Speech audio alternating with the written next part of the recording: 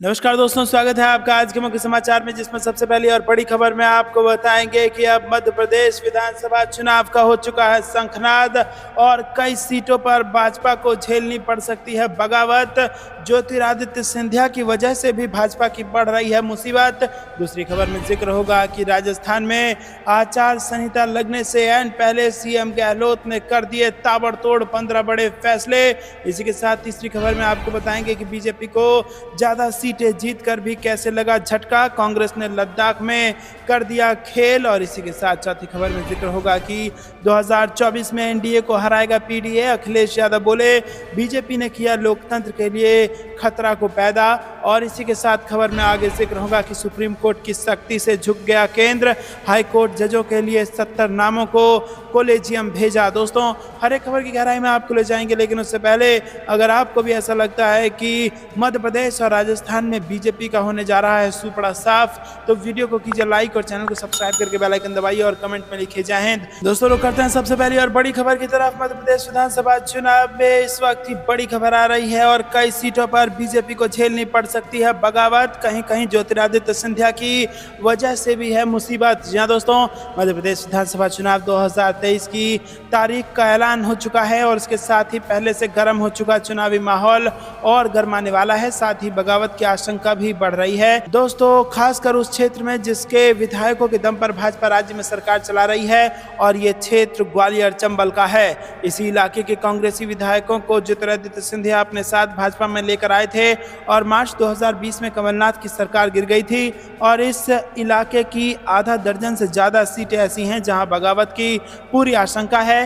भिंड, मेहगांव, गोहद और मुरैना समेत ग्वालियर, दक्षिण करेरा और चाचौड़ा आदि ऐसी सीटें हैं। भिंड से टिकट के 2 बड़े दावेदार हैं। तो दोस्तों, आपको बता दें कि मुसीबत में भाजपा आने वाली है मध्य प्रदेश में, क्योंकि कई सारी सीटें ऐसी हैं जहां पर भाजपा को बगावत झेलनी पड़ सकती है और कहीं कहीं ज्योतिरादित्य सिंधिया की वजह से भाजपा को मुसीबत होगी। तो दोस्तों, जिस सिंधिया की वजह से भाजपा सत्ता में आई मध्य प्रदेश में, उसी सिंधिया की वजह से अब भाजपा को नुकसान मध्य प्रदेश के चुनाव में झेलना पड़ सकता है। आचार संहिता लागू हो चुका है मध्य प्रदेश में और तारीखों का ऐलान हो चुका है। 17 नवंबर को यहाँ पर चुनाव होने हैं। आपको क्या कुछ लगता है कमेंट में जरूर बताइए।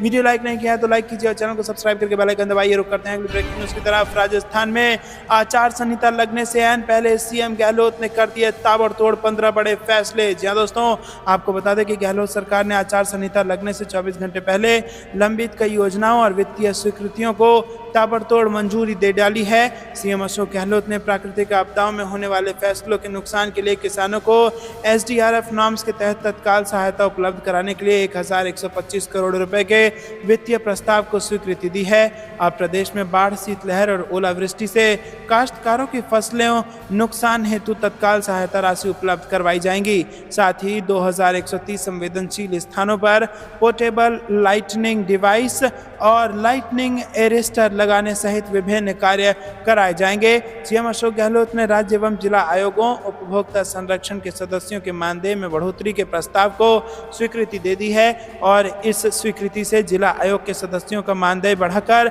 44,500 रुपये एवं राज्य आयोग के सदस्यों का वेतनमान बढ़कर 55,500 रुपये हो जाएगा। रुक करते हैं अगली ब्रेकिंग न्यूज की तरफ। बीजेपी को ज्यादा सीटें जीतकर भी लगा बड़ा झटका, कांग्रेस ने लद्दाख में कर दिया खेल। जी हाँ दोस्तों, 5 राज्यों के विधानसभा और 2024 में होने जा रहे लोकसभा चुनाव से पहले भाजपा की चिंताएं बढ़ती नजर आ रही हैं। रविवार को घोषित लद्दाख स्वायत्त पर्वतीय विकास परिषद चुनाव के नतीजों में भाजपा के खाते में सिर्फ 2 सीटें ही आई हैं, जबकि कांग्रेस और नेशनल कॉन्फ्रेंस गठबंधन में 22 सीटों पर जीत हासिल हुई है। चुनाव में भाजपा के बड़े नामों को भी हार का सामना करना पड़ा।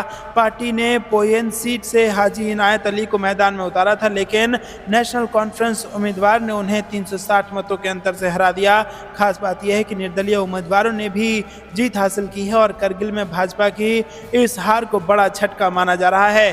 दोस्तों आपको क्या कुछ लगता है कमेंट में बताइए। रुक करते हैं ब्रेकिंग न्यूज़ की तरफ। 2024 में एनडीए को हराएगा पीडीए, अखिलेश यादव बोले बीजेपी ने किया लोकतंत्र के लिए खतरा पैदा। जी हाँ दोस्तों, आपको बता दें कि समाजवादी पार्टी के राष्ट्रीय अध्यक्ष और उत्तर प्रदेश के पूर्व मुख्यमंत्री अखिलेश यादव ने रविवार को बीजेपी पर जमकर निशाना साधा और लोकतंत्र के लिए खतरा पैदा करने का आरोप लगाया। साथ ही उन्होंने दावा किया कि बीजेपी अगले लोकसभा चुनाव में बुरी तरह से हारेगी। अखिलेश यादव लखनऊ में समाजवादी बाबा साहेब अम्बेडकर वाहिनी एवं समाजवादी अनुसूचित जाति प्रकोष्ठ की संयुक्त बैठक के बाद बोल रहे थे। उन्होंने कहा कि भारतीय जनता पार्टी ने लोकतंत्र के लिए खतरा पैदा कर दिया है। बीजेपी बाबा साहेब डॉक्टर भीमराव अम्बेडकर के बनाए संविधान को बदलने की तैयारी में है। बीजेपी वंचितों, शोषितों, पिछड़ों एवं दलितों को अधिकारों से वंचित कर रही है, आउटसोर्सिंग करके नौकरियों को खत्म कर रही है। बीजेपी सामाजिक न्याय के पक्ष में भी नहीं है और वो जातीय जनगणना नहीं चाहती। रुक करते हैं अगली ब्रेकिंग न्यूज़ की तरफ। सुप्रीम कोर्ट की सख्ती से झुका केंद्र, हाई कोर्ट जजों के लिए 70 नामों को कोलिजियम भेजा। जी हाँ दोस्तों, आपको बता दें कि सुप्रीम कोर्ट ने देश के कई हाई कोर्ट में जजों की नियुक्ति में देरी पर चिंता व्यक्त की थी और इस बीच शीर्ष अदालत की सख्ती से केंद्र सरकार झुक गई है। इस मामले में सोमवार को कोर्ट में सुनवाई हुई है। केंद्र ने हाई कोर्ट जजों के लिए 70 नामों को सुप्रीम कोर्ट कोलिजियम भेज दिया है।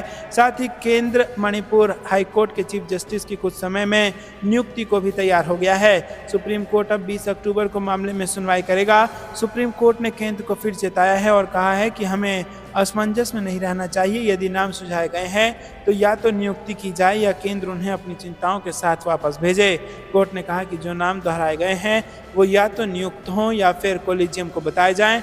इससे पहले सुनवाई करते हुए जस्टिस संजय किशन कौल और जस्टिस सुधांशु धूलिया की पीठ ने कहा था कि नवंबर 2022 से हाईकोर्ट कोलिजियम के 70 नाम भेजे गए हैं, लेकिन वो हम तक नहीं पहुंचे हैं। रुक करते हैं अगली ब्रेकिंग न्यूज़ की तरफ। राहुल गांधी ने किया बड़ा ऐलान, कहा कांग्रेस शासित राज्यों में जाति जनगणना करवाएंगे, आर्थिक सर्वे भी होगा। जी दोस्तों, चुनाव की तारीखों के ऐलान के बाद कांग्रेस नेता राहुल गांधी ने प्रेस कॉन्फ्रेंस की और इस दौरान उन्होंने कहा कि सीडब्ल्यूसी में जाति जनगणना पर प्रस्ताव पास हुआ है।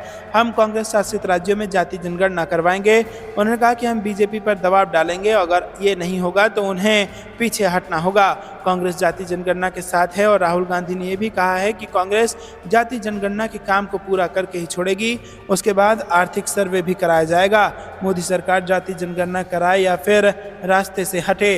राहुल गांधी ने बीजेपी पर निशाना साधते हुए कहा कि हम जो वादा करते हैं उसे तोड़ते नहीं हैं। बीजेपी के 10 में से केवल एक सीएम ओबीसी समुदाय में से है और पीएम मोदी ओबीसी के लिए काम नहीं करते हैं। कांग्रेस के 4 में से 3 सीएम ओबीसी समुदाय में से हैं। जाति जनगणना से लोगों को बांटा नहीं जा रहा। हिंदुस्तान के भविष्य के लिए जाति जनगणना जरूरी है। राहुल गांधी ने कहा कि पीएम मोदी मुख्य मुद्दों से ध्यान भटकाते हैं। गरीबों की जो हिस्सेदारी बनती है वो उन्हें दी जाएगी। पीएम मोदी बताएं कि उन्होंने ओबीसी के लिए क्या किया। दोस्तों, राहुल गांधी ने कहा कि आज 2 हिंदुस्तान बन रहे हैं, एक अडानी वाला और दूसरा सबका। जाति जनगणना साफ दिखाएगी कि हिंदुस्तान में कितने और कौन लोग हैं। हमें यह पता लग जाएगा कि कितने लोग हैं और धन किसके हाथ में है। शायद इसमें हमारी भी गलती है जो कि हमने पहले ये काम नहीं किया, लेकिन हम इसे पूरा करके दिखाएंगे। रुक करते हैं अगली ब्रेकिंग न्यूज़ की तरफ। अजीत पवार समेत 8 की अयोग्यता पर फैसले में हो रही है देरी। एनसीपी नेता की अर्जी पर सुप्रीम कोर्ट ने स्पीकर को भेज दिया नोटिस। जी हां दोस्तों, राष्ट्रवादी कांग्रेस पार्टी पर अजीत पवार के दावे और चुनाव आयोग में सुनवाई के बीच अब मामला सुप्रीम कोर्ट पहुंच गया है। एनसीपी सुप्रीमो गुट के नेता और महाराष्ट्र एनसीपी चीफ जयंत पाटिल ने सुप्रीम कोर्ट में एक अर्जी दाखिल की थी और इसमें उन्होंने अजीत पवार समेत पार्टी के 8 विधायकों की अयोग्यता पर फैसले में देरी का उल्लेख किया था। सुप्रीम कोर्ट ने पाटिल की याचिका पर सुनवाई के बाद विधानसभा अध्यक्ष राहुल नार्वेकर को नोटिस जारी किया है। शीर्ष अदालत में अब इस मुद्दे पर 13 अक्टूबर को सुनवाई होगी और ऐसे में एक और जहां पर एनसीपी का असली बॉस कौन है इसको लेकर केंद्रीय चुनाव आयोग में सुनवाई है, तो वहीं दूसरी ओर अयोग्यता में देरी का मामला सुप्रीम कोर्ट पहुंच गया है। रुक करते हैं अगली ब्रेकिंग न्यूज़ की तरफ। शिवराज सिंह का करंट जा चुका, अब विदाई का वक्त। रणदीप सुरजेवाला ने सीएम पर बोला हमला। जी हां दोस्तों, कांग्रेस की जन आक्रोश यात्रा सीएम शिवराज सिंह चौहान के गढ़ बुधनी विधानसभा क्षेत्र में पहुंची और यात्रा बुधनी, भेरुंदा, रेहटी समेत कई ग्रामों से होकर गुजरी। इस यात्रा में कांग्रेस के प्रदेश प्रभारी रणदीप सुरजेवाला, पूर्व मंत्री जीतू पटवारी सम्मिलित हुए और भेरुंदा में कांग्रेस नेताओं ने अपने भाषणों में शिवराज पर खूब निशाना साधा। रणदीप सुरजेवाला ने कहा कि शिवराज जी की विदाई का वक्त आ गया है, उनकी बत्ती और करंट जा चुकी है, सारा करंट यहाँ बैठा है, इसीलिए जोर का झटका आहिस्ता से लगा देना। अपने संबोधन में रणदीप सुरजेवाला ने मुख्यमंत्री शिवराज को नकलची बता दिया और उन्होंने कहा कि 18.5 वर्षों में योजनाएं क्यों नहीं चलाई, अंतिम महीनों में कर्जा लेकर कुछ पैसा बांट देने से आप समझते हैं कि आप जनता का ईमान खरीद सकते हैं, तो आप गलतफहमी के शिकार हैं। वहीं पूर्व मंत्री जीतू पटवारी ने संबोधित करते हुए कहा कि हमने विधानसभा में पूछा कि किसानों की आय कितनी हुई, तो जवाब यही आया कि जानकारी एकत्र की जा रही है। पटवारी ने कहा, मुझे दुख हुआ और शर्म आने लगी कि मेरा सीएम शिवराज सिंह चौहान है। कहा गया कि हमने किसानों की आय दुगनी कर दी। जब 2018 में गेहूं की कीमत 1925 रुपये था, आज 2023 में गेहूं के दाम 2140 रुपये हैं। 200 रुपये बढ़ाना दुगना आय है क्या? और आप ही बताएं, जिससे पता चले कि अकेला नहीं बुधनी की जनता भी बोल रही है। दोस्तों, आपको क्या कुछ लगता है, क्या मध्य प्रदेश में चुनाव हार जाएगी भाजपा? कमेंट में अपनी राय जरूर बताइए। वीडियो अभी तक लाइक नहीं किया तो लाइक कीजिए। रुक करते हैं अगली ब्रेकिंग न्यूज की तरफ। तेलंगाना तो बोनस है, कांग्रेस सभी 5 राज्यों में जीतेगी चुनाव, संजय राउत ने दिया बयान। जी हाँ दोस्तों, आपको बता दें, उद्धव ठाकरे गुट के शिवसेना नेता और राज्यसभा सांसद संजय राउत ने केंद्र में सत्ता की अगुवाई कर रही भाजपा पर तीखा हमला करते हुए कहा कि इंडिया गठबंधन आगामी 5 राज्यों के विधानसभा में जीत हासिल करेगी। संजय राउत ने मुंबई में एक प्रेस कॉन्फ्रेंस करते हुए कहा कि 5 राज्यों में चुनाव होने वाले हैं, जिसमें से 3 में कांग्रेस ने 5 साल पहले जीत हासिल की थी और इस बार भी सभी राज्यों में इंडिया गठबंधन की कांग्रेस की जीत हो रही है, चाहे वो मध्य प्रदेश में हो या राजस्थान हो। तेलंगाना को तो हम बोनस में लेकर चल रहे हैं। वहीं भारतीय जनता पार्टी की बात करें तो ये तय है कि वो तेलंगाना में 10 सीटें भी नहीं जीत पाएगी। चुनाव आयोग द्वारा 5 राज्यों के चुनाव तारीखों के ऐलान पर शिवसेना के सांसद संजय राउत ने कहा कि ये बेहद दुखद है कि पिछले 2 वर्षों में मुंबई महानगर पालिका चुनाव की तारीखें लटकी पड़ी हैं, जिसके बारे में आयोग द्वारा कोई घोषणा नहीं की गई। दोस्तों, रुक करते हैं अगली ब्रेकिंग न्यूज की तरफ। कांग्रेस का विंध्याचल में कार्यक्रम और जिले के ब्याहरी में राहुल गांधी की सभा। जी हाँ दोस्तों, मध्य प्रदेश चुनाव से बड़ी खबर। महाकौशल, बुंदेलखंड, ग्वालियर, मालवांचल के बाद अब कांग्रेस विंध्याचल में बड़ा कार्यक्रम करेगी। पार्टी के पूर्व राष्ट्रीय अध्यक्ष राहुल गांधी मंगलवार को शहडोल जिले के ब्याहरी में जनसभा को संबोधित करेंगे। पार्टी के पूर्व राष्ट्रीय अध्यक्ष राहुल गांधी शहडोल के ब्याहरी में जनसभा को संबोधित करेंगे और इसके पहले वो मालवांचल के साजपुर जिले के कालापीपल विधानसभा क्षेत्र में जन आक्रोश यात्रा के अंतर्गत पिछड़ा वर्ग बहुल क्षेत्र पोलाय कला में जनसभा को संबोधित कर चुके हैं।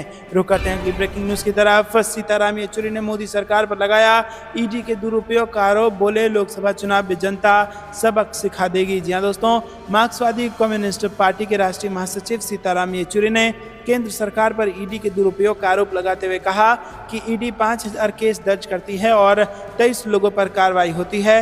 उन्होंने कहा कि केंद्र की मोदी सरकार को साल 2024 के चुनाव में जनता सबक सिखा देगी। येचुरी ने कहा कि इस समय देश के लोकतंत्र और धर्मनिरपेक्षता की रक्षा करना सभी की जिम्मेदारी है। उन्होंने कहा कि मोदी को हटाना अनिवार्य है और ये माकपा का उद्देश्य है और हम देश भर में लड़ाई जारी रखेंगे। और उन्होंने कहा कि वामपंथी एकता को मजबूत करते हुए धर्मनिरपेक्षता और लोकतंत्र की रक्षा के लिए तैयार सभी लोग एकजुट हो गए हैं। लोकसभा चुनाव में जनता फैसला कर देगी। और उन्होंने कहा कि लोगों के मौलिक अधिकारों पर हमला किया जा रहा है। इंडिया गठबंधन मजबूती के साथ चलेगी। जिनको ये लग रहा है कि ये गठबंधन टूट के बिखर जाएगी, वो देखते रहते हैं और देखते रह जाएंगे। हमें भाजपा वालों से क्या मतलब, हमें देश की जनता से मतलब है। उन्होंने कहा कि ईडी का गलत उपयोग किया जा रहा है, इसीलिए तो हम लोग कहते हैं कि कोई आरोप सही है तो एक्शन होना चाहिए। रुक करते हैं अगली ब्रेकिंग न्यूज की तरफ। राजस्थान में चुनावी रणभेरी, 23 नवंबर को वोटिंग, 3 दिसंबर को नतीजे। खाचरियावास का दावा, 100% कांग्रेस ही चुनाव जीतेगी। जी हाँ दोस्तों, आपको बता दें कि राजस्थान में चुनावी रणभेरी बच गई है। चुनाव आयोग ने विधानसभा चुनाव 2023 के लिए तारीखों का ऐलान कर दिया है। मुख्य चुनाव आयुक्त राजीव कुमार ने सोमवार को नई दिल्ली में सभी 5 राज्यों में होने जा रहे विधानसभा चुनावों की तारीखों का ऐलान करते हुए बताया कि राजस्थान में 16वीं विधानसभा चुनाव के लिए एक फेज में 23 नवंबर को मतदान कराए जाएंगे। राजस्थान विधानसभा चुनाव के लिए 30 अक्टूबर 2023 को अधिसूचना जारी होगी। नामांकन करने की अंतिम तिथि 6 नवंबर है और नामांकन पत्रों की जांच 7 नवंबर को होगी। 9 नवंबर तक नाम वापस लिए जा सकते हैं। राजस्थान में विधानसभा की कुल 200 सीटें हैं और चुनाव आयोग के मुताबिक राज्य में कुल मतदाताओं की संख्या 5.26 करोड़ है। इनमें से 2 करोड़ 73 लाख पुरुष और 2 करोड़ 51 लाख महिला मतदाताएं हैं। दोस्तों, रुक करते हैं अगली ब्रेकिंग ब्रेकिंग न्यूज की तरफ सुप्रीम कोर्ट ने केंद्र सरकार आईएमए से एलोपैथी विरोधी टिप्पणियों के लिए एफआईआर के खिलाफ बाबा रामदेव की याचिका पर जवाब देने को कहा। जी हां दोस्तों, योग गुरु और पतंजलि के राजदूत बाबा रामदेव द्वारा कोविड-19 उपचार के लिए आधुनिक या एलोपैथिक दवा के उपयोग पर प्रतिकूल टिप्पणियों के लिए दायर कई मामलों के खिलाफ दायर याचिका पर सुप्रीम कोर्ट ने सोमवार को इंडियन मेडिकल एसोसिएशन और केंद्र, बिहार और छत्तीसगढ़ सरकार से जवाब मांगा है। जस्टिस एएस बोपन्ना और एमएम सुंदरेश की पीठ ने रामदेव के वकील वरिष्ठ अधिवक्ता सिद्धार्थ दवे को सुनने के बाद नोटिस जारी किया है। रुक करते हैं अगली ब्रेकिंग न्यूज की तरफ। सीडब्ल्यूसी मीटिंग में बड़ा फैसला, राहुल गांधी ने जातीय जनगणना को बताया जरूरी, कहा फिर होगा आर्थिक सर्वे। जी दोस्तों, कांग्रेस के पूर्व अध्यक्ष राहुल गांधी ने सोमवार को कहा कि पार्टी की कार्य समिति ने जाति आधारित जनगणना के विचार के पक्ष में ऐतिहासिक निर्णय लिया है। कार्य समिति की बैठक के बाद राहुल गांधी ने संवाददाताओं से ये भी कहा कि विपक्षी गठबंधन इंडिया के ज्यादातर घटक दल जाति आधारित जनगणना के पक्ष में हैं। उन्होंने कहा कि कार्य समिति ने एक ऐतिहासिक निर्णय लिया है, सबकी सहमति से जाति आधारित जनगणना के विचार का समर्थन करने का फैसला हुआ। राहुल गांधी ने कहा कि कांग्रेस जाति जनगणना के लिए भाजपा पर पुरजोर दबाव बनाएगी। कांग्रेस नेता ने कहा कि ये राजनीतिक निर्णय नहीं बल्कि न्याय का निर्णय है। उन्होंने ये आरोप भी लगाया कि भाजपा जाति आधारित जनगणना कराने में अक्षम है। कांग्रेस के पूर्व अध्यक्ष ने यह दावा भी किया कि भाजपा ओबीसी वर्ग के लिए काम नहीं करती बल्कि उनका ध्यान भटकाने का प्रयास करती है। उन्होंने कहा कि जाति आधारित जनगणना एक एक्सरे की तरह है जिससे ओबीसी और अन्य वर्गों की स्थिति के बारे में पता चल सकेगा। राहुल गांधी ने सवाल किया कि आखिर भाजपा ये एक्सरे क्यों नहीं चाहते। दोस्तों, आपको क्या कुछ लगता है कमेंट में जरूर बताइए। वीडियो अभी तक लाइक नहीं किया तो लाइक कीजिएगा। रुक करते हैं ब्रेकिंग न्यूज की तरफ। नगर पालिका भर्ती घोटाले में बीजेपी विधायक के घर पर सीबीआई की छापेमारी, कोलकाता मेयर के ठिकानों पर भी हो चुकी है रेड। जी दोस्तों, पार्थ सारथी चटर्जी टीएमसी में रहते हुए राणा घाट नगर पालिका के चेयरमैन थे और इसीलिए सीबीआई की टीम ने उनके घर पर छापा मारा है। वो पश्चिम बंगाल में 2021 के विधानसभा चुनाव से पहले ही बीजेपी में शामिल हुए हैं। रुक करते हैं ब्रेकिंग न्यूज की तरफ। छतरपुर जिले की महाराजपुर विधानसभा सीट से बीजेपी प्रत्याशी का विरोध बढ़ा, पार्टी के वरिष्ठ नेता हुए एकजुट। जी हां दोस्तों, मध्य प्रदेश में विधानसभा चुनाव की तैयारियों में जुटी बीजेपी को घरेलू कलह का सामना करना पड़ रहा है। छतरपुर जिले में भी बीजेपी के घोषित प्रत्याशियों के खिलाफ विद्रोह बढ़ता जा रहा है। महाराजपुर सीट से घोषित बीजेपी प्रत्याशी के विरोध में बीजेपी के असंतुष्ट गुट ने फिर से बैठक की है और इससे पहले भी चौरसिया समाज सहित अनेक संगठनों ने भाजपा केंद्रीय नेतृत्व से मिलकर प्रत्याशी बदलने की मांग की थी। रुक करते हैं ब्रेकिंग न्यूज की तरफ। एनसीपी का तीखा सवाल, हमास के आतंक पर बोली बीजेपी, मणिपुर पर मौन क्यों, कूटनीति के साथ लोगों की जान भी अहम। जी हां दोस्तों, राष्ट्रवादी कांग्रेस पार्टी विपक्षी दल की भूमिका में अक्सर भाजपा को कटघरे में खड़ा करने का प्रयास करती है। इजराइल में हमास के आतंकी हमले के मामले में शरद पवार की अगुवाई वाली एनसीपी ने भाजपा की भूमिका पर सवाल खड़े कर दिए हैं। पार्टी ने कहा कि भाजपा नेता इजराइल में हो रहे युद्ध पर तेजी से सवाल करते दिखे, लेकिन पूर्वोत्तर भारतीय राज्य मणिपुर में हुई हिंसक झड़प के मामले में भारतीय जनता पार्टी के नेताओं ने मौन साध लिया। रुक करते हैं ब्रेकिंग न्यूज की तरफ। यूपी में सहयोगियों ने ही बढ़ाई बीजेपी की मुश्किलें, अब सीएम योगी के मंत्री ने की जातीय जनगणना की मांग। जी हां दोस्तों, बिहार में जातीय जनगणना के आंकड़े जारी होने के बाद उत्तर प्रदेश में भी इसकी मांग होने लगी है। उत्तर प्रदेश में समाजवादी पार्टी के मुखिया अखिलेश यादव से लेकर बसपा सुप्रीमो मायावती ने भी जातीय जनगणना की मांग सीएम योगी आदित्यनाथ से कर चुके हैं, लेकिन बीजेपी की मुश्किलें उसके सहयोगी दलों ने बढ़ा रखी है। बीजेपी के सहयोगी दल भी एक सुर में जातीय जनगणना की मांग लगातार कर रहे हैं। वहीं अब उत्तर प्रदेश सरकार में मत्स्य मंत्री और निषाद पार्टी के राष्ट्रीय अध्यक्ष डॉक्टर संजय निषाद ने भी जातीय जनगणना की मांग कर दी है। संजय निषाद ने आगे कहा कि हमारी पार्टी आगामी लोकसभा चुनाव में 37 सीटों पर चुनाव लड़ सकती है और इसके लिए भाजपा के शीर्ष नेताओं से बातचीत चल रही है। जिन सीटों पर निषाद समाज की बहुल्यता है उन सीटों पर पार्टी अपने सिंबल पर चुनाव लड़ेगी। हमारे लिए भाजपा ने हमेशा बड़े भाई की भूमिका निभाई है। रुक करते हैं अगली ब्रेकिंग न्यूज की तरफ। जीत के बाद बोले उमर अब्दुल्ला, जम्मू कश्मीर में चुनाव के लिए हम तैयार, भाजपा में घबराहट। जी हां दोस्तों, नेशनल कॉन्फ्रेंस उपाध्यक्ष उमर अब्दुल्ला ने कहा कि जम्मू कश्मीर में विधानसभा चुनाव के लिए उनकी पार्टी तैयार है, लेकिन भाजपा और केंद्र सरकार में डरी हुई है, इसीलिए चुनाव को बार बार टाला जा रहा है।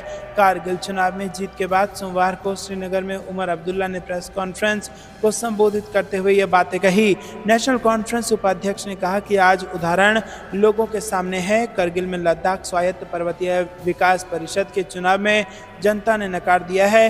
भाजपा को केवल 2 सीटें मिली हैं और इसके लिए उन्होंने कारगिल की जनता का शुक्रिया अदा किया है। दोस्तों रुक करते हैं अगली ब्रेकिंग न्यूज की तरफ। बीजेपी की विदाई तय, 5 राज्यों में चुनाव की तारीखों के ऐलान पर बोले मल्लिकार्जुन खड़गे। जी हां दोस्तों, 5 राज्यों में विधानसभा चुनाव की तारीखों की घोषणा चुनाव आयोग ने कर दी है।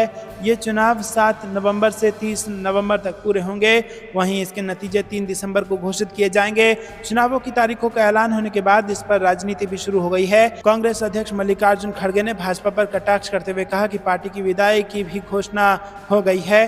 खड़गे ने कहा कि छत्तीसगढ़, मध्य प्रदेश, राजस्थान, तेलंगाना और मिजोरम में आगामी चुनावों में सामाजिक न्याय, लोक कल्याण और प्रगतिशील विकास पार्टी की गारंटी है। आगामी विधानसभा चुनाव की तारीखों के ऐलान पर कांग्रेस सांसद रणदीप सुरजेवाला का कहना है कि इन सभी 5 राज्यों की जनता बीजेपी को सत्ता से बाहर कर देगी और साबित कर देगी कि 2024 में देश में बहुत बड़ा बदलाव आएगा।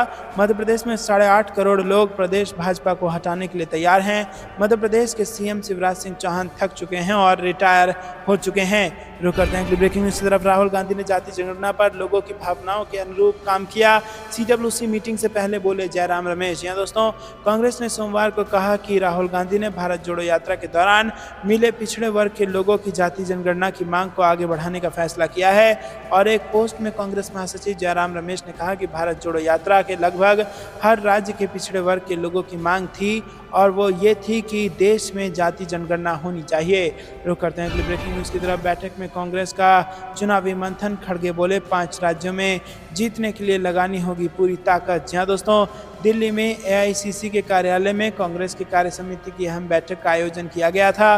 खड़गे ने राजस्थान, छत्तीसगढ़, मध्य प्रदेश, तेलंगाना और मिजोरम में विधानसभा चुनाव के लिए एक प्रभावी राजनीति की आवश्यकता को भी रेखांकित किया। खड़गे ने अपने सोशल मीडिया अकाउंट एक्स पर एक पोस्ट शेयर किया और इसमें उन्होंने बैठक से जुड़ी बातों का जिक्र करते हुए कुछ खास तस्वीरें शेयर की हैं। रुक करते हैं ब्रेकिंग न्यूज की तरफ। राहुल गांधी की भारत जोड़ो यात्रा का सीधा प्रभाव पड़ा लद्दाख परिषद चुनाव में जीत पर बोली कांग्रेस। जी हां दोस्तों, लद्दाख स्वायत्त पर्वतीय विकास परिषद करगिल के चुनाव में कांग्रेस के कई सीट पर जीत हासिल करने के मद्देनजर पार्टी ने कहा कि ये राहुल गांधी के नेतृत्व में की गई भारत जोड़ो यात्रा का सीधा असर है। दोस्तों, ये थी दिन भर की सारी जरूरी और बड़ी खबरें। अंत तक बने रहने के लिए बहुत बहुत धन्यवाद। जानने से पहले वीडियो को लाइक करके चैनल को सब्सक्राइब कीजिए और बेल आइकन दबाकर कमेंट में लिखे जय हिंद। अभी के लिए इतना ही। जय हिंद, जय भारत।